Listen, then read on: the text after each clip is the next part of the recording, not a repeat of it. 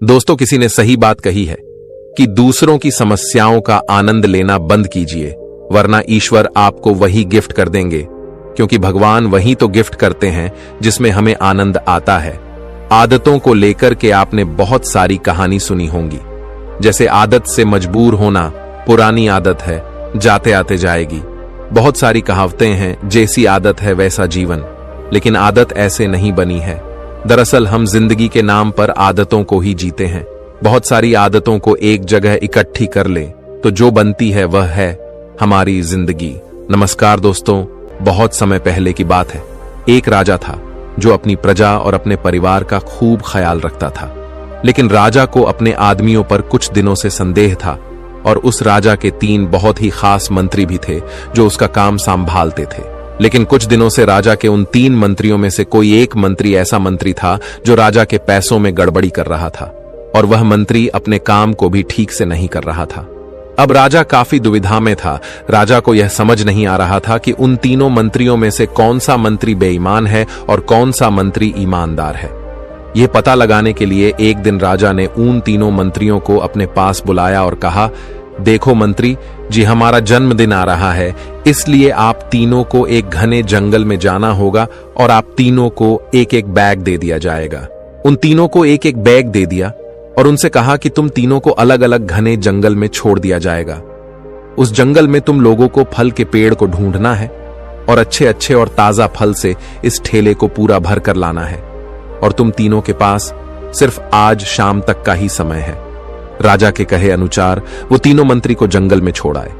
उसके बाद वो तीनों मंत्री जंगल में आ गए। उसके बाद पहला मंत्री बहुत ईमानदार और मेहनती था, तो उसने राजा के लिए बहुत सारे अलग अलग और अच्छे और ताजा फल से अपने ठेले को पूरा भर लिया।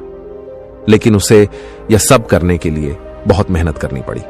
उसने अपना काम पूरा कर लिया था, वह बहुत थक चुका था और उसने अपना काम ईमानदारी से भी किया था। अब दूसरा मंत्री जो था वह बहुत ही चालाक था।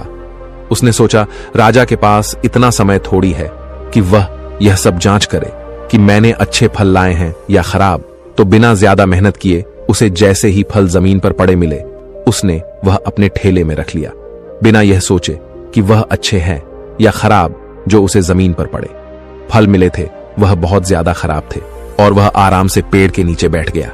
अब तीसरा मंत्री जो था वह बहुत ही ज्यादा बेईमान और आलसी था। उसने सोचा कि राजा सिर्फ ठेले की लंबाई और वजन ही देखेगा, यह नहीं देखेगा कि उस ढेले के अंदर क्या है और कितनी अच्छी और खराब चीजें हैं। तो उस तीसरे मंत्री ने बिना कुछ सोचे समझे अपने ठेले को सूखे पत्तों और कुछ छोटे छोटे पत्थरों से अपने ठेले को भर लिया और वह भी पेड़ के नीचे बैठ गया और शाम होने का इंतजार करने लगा। राजा के कहे मुताबिक समय समाप्त हो चुका था, शाम भी हो चुकी थी। अब वह तीनों मंत्री भी एक साथ अपने अपने ठेले के साथ राजा के महल में वापस आ गए। राजा ने देखा कि वह तीनों मंत्री जंगल से वापस आ गए हैं, तो राजा ने उन तीनों मंत्रियों के ठेले को खोलकर देखा नहीं कि उसके अंदर क्या क्या है, और उसने उन तीनों मंत्रियों को अलग अलग जेल में 1 महीने के लिए जेल में कैद कर दिया। राजा ने सिपाहियों को यह आदेश दिया कि इन तीनों को 1 महीने तक खाना नहीं दिया जाएगा और यह तीनों भी 1 महीने तक वही फल खाएंगे जो इन तीनों ने जंगल से अपने ठेले में भरकर लाए हैं। और उन तीनों मंत्री को राजा ने जेल में कैद कर दिया। तो जो पहला मंत्री था जिसने अपने ठेले में अच्छे और ताजा अलग अलग फल अपने ठेले में जमा किए थे, उसने जेल में 1 महीना आराम से गुजार लिए, अच्छे फल खाते हुए जो उसने खुद जमा किया था। उसके बाद जो दूसरा मंत्री था जिसने बेकार और खराब फल अपने ठेले में रखे थे, उसे वही बेकार और खराब फल 1 महीने तक खाने पड़े और वह उस जेल में ज्यादा दिनों तक टिक नहीं पाया और बाद में वह खराब फल खाने की वजह से बीमार पड़ गया और उसकी तबीयत खराब हो गई। अब जो तीसरा मंत्री था जो बहुत ही बेईमान और आलसी था, जिसने अपने ठेले में सिर्फ सूखे पत्ते और कुछ छोटे छोटे पत्थर भरे थे, क्योंकि उसके ठेले में खाने के लिए कुछ सूखे पत्ते और कुछ छोटे छोटे पत्थर ही थे, तो वह 1 महीने के लिए क्या खाता। और तभी उसे अपने बेईमानी और आलस्य पर पछतावा होने लगा कि शायद मैंने उस दिन थोड़ी मेहनत करके इस ठेले में फल रख दिए होते तो आज मेरा ये हाल नहीं होता। और वह बिना कुछ खाए वह मंत्री जेल में 2 दिन के बाद ही जेल के अंदर ही भूख के कारण मर गया। तो दोस्तों, इस कहानी से हमें यह सीख मिलती है कि हम जो आलस और बेईमानी करते हैं, बेईमानी मतलब अपने ही काम में अपना कुछ नहीं करना, अपना मन नहीं लगाना और खाली बैठे रहना, तो उससे आज तो हमें कोई फर्क नहीं पड़ता।